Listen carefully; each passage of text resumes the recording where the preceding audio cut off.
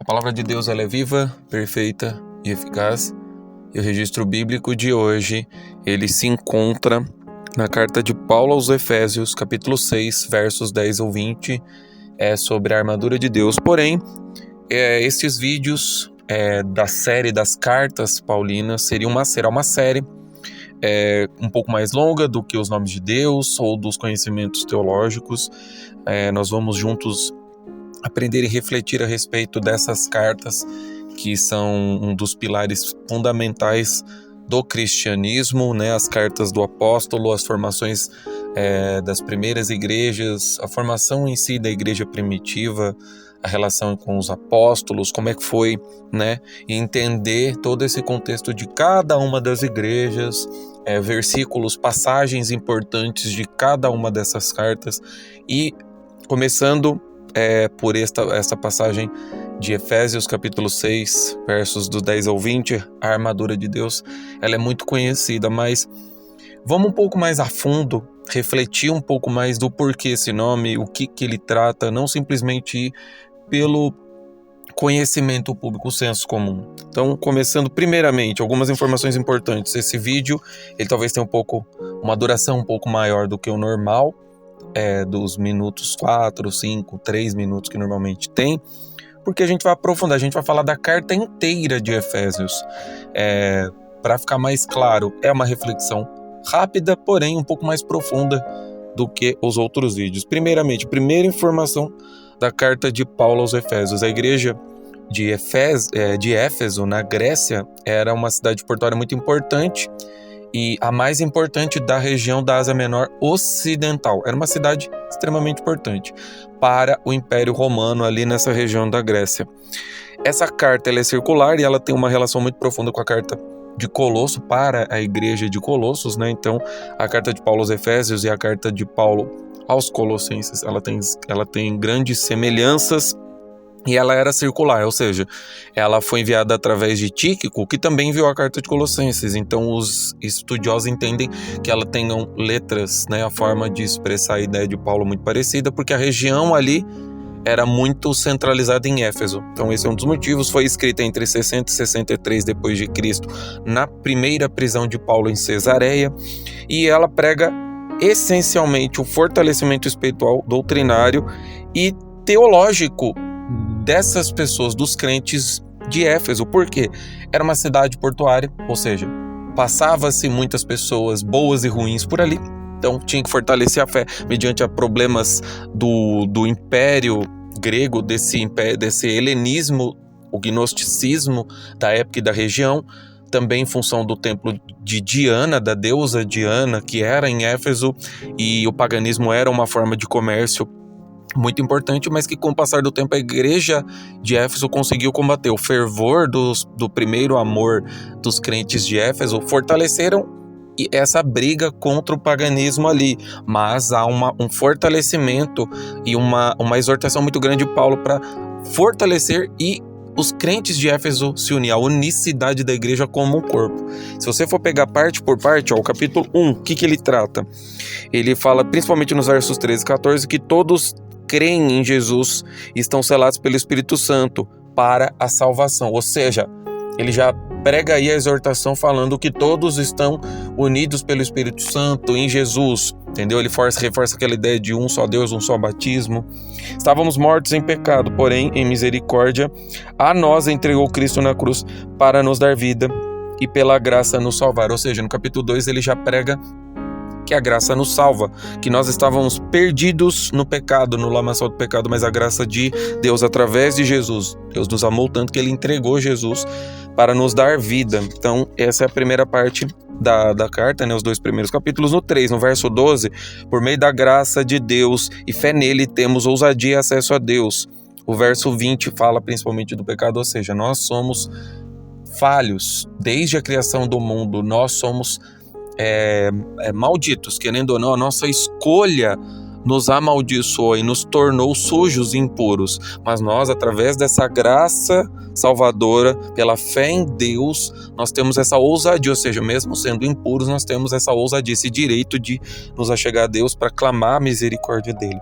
No capítulo 4, ele admoesta a igreja de Éfeso a assumir cada um a sua responsabilidade.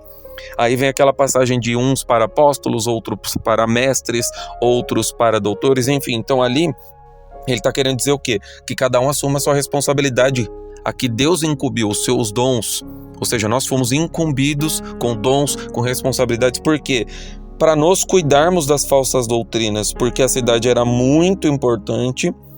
E ele está aconselhando a tomar cuidado com as falsas doutrinas, esse excesso de conhecimento, os epicureus, né, os estoicistas, esse conhecimento helenístico sobre o encontrar prazer no cotidiano, o carpe diem romano. Então tudo isso são falsas doutrinas que às vezes permeavam em algumas igrejas e podiam permear ali também. Até porque Efésios, no capítulo 2 de Apocalipse, Efésios foi admoestado essa perda do primeiro amor, essa perda no fervor inicial da igreja, e com o tempo foi esfriando. Esse esfriamento, essa apostasia, a igreja nas revelações de João, no Apocalipse, é admoestada justamente isso. É a principal advertência de Cristo na revelação de João, é isso. A perda desse primeiro amor. No capítulo 5 seguem os conselhos e avisos do proceder dos crentes, pois antes éramos trevas e agora somos luz. Então o Evangelho de João diz muito sobre isso, que Deus é totalmente luz, não há treva nenhuma nele. Então nós temos que andar segundo o compromisso que fizemos com Cristo. Aceitamos Cristo, então nós temos que andar e ter o proceder justamente com ações, né? Não adianta simplesmente falar que crê em Cristo, que é cristão, mas não tem a vida, o comportamento crístico, né? O capítulo 6, que é o último da carta, que é onde estamos, ele fala principalmente sobre relacionamento pai e filho. No 5 também tem, no 5 e 6 é um relacionamento interpessoal entre os irmãos, entre as famílias, marido e mulher. Então ele admoesta como o marido e a mulher devem se tratar, o mesmo tratamento que Cristo teve com a igreja e assim por diante. Então todos esses conselhos para se fortalecer a armadura de Deus é justamente diante de todo esse contexto. Chegamos na passagem que fala da armadura. Finalmente, sejam fortalecidos no Senhor e na força do seu poder. Vistam-se de toda a armadura de Deus para poderem ficar firmes contra as ciladas do diabo, pois a nossa luta não é contra sangue e carne, mas é contra os poderes e as autoridades, contra os dominadores deste mundo de trevas e contra as forças espirituais do mal nas regiões celestiais. Por isso, vistam-se de toda a armadura de Deus para que possam resistir no dia mau e permanecer inabaláveis depois de terem feito tudo. Assim, permaneçam firmes, cingindo-se com o cinto da verdade, vestindo-se com a couraça da justiça e tendo os pés calçados com a prontidão do evangelho da paz. Além disso, usem o escudo da fé, com a qual vocês poderão apagar todas as setas inflamadas do maligno. Usem o capacete da salvação e a espada do Espírito, que é a palavra de Deus. Orem no Espírito em todas as ocasiões, com toda oração e súplica. Tendo isso em mente, estejam atentos e perseverem na oração por todos os santos. Orem também por mim, para que, ao falar, me seja dada a mensagem a fim de destemidamente tornar conhecido o mistério do Evangelho, pelo qual sou embaixador preso em correntes. Orem para que eu anuncie o Evangelho ousadamente, como devo fazer.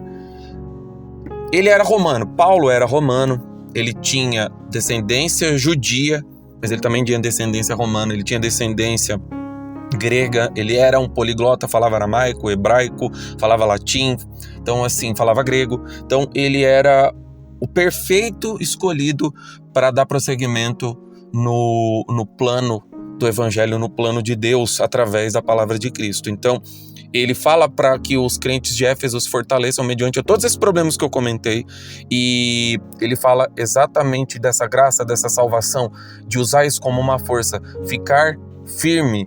E ele pede oração, porque ele é ser humano, ele é falho, então ele pede que ele também receba oração, porque nós todos precisamos um orar pelo outro. Ele fala dessa unicidade, essa união, a igreja como corpo. Se uma parte do corpo está falhando, pode ser que o corpo não morra imediatamente, mas esse corpo vai padecer. A cabeça pode estar boa, mas se o corpo não estiver unido, a cabeça é Cristo.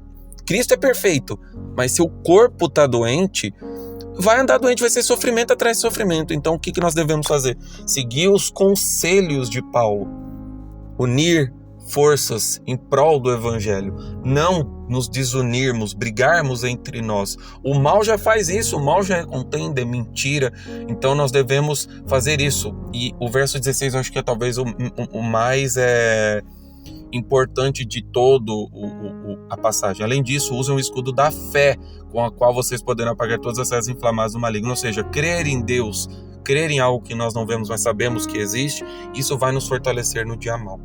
Deus abençoe a todos, espero que gostem dessa nova empreitada.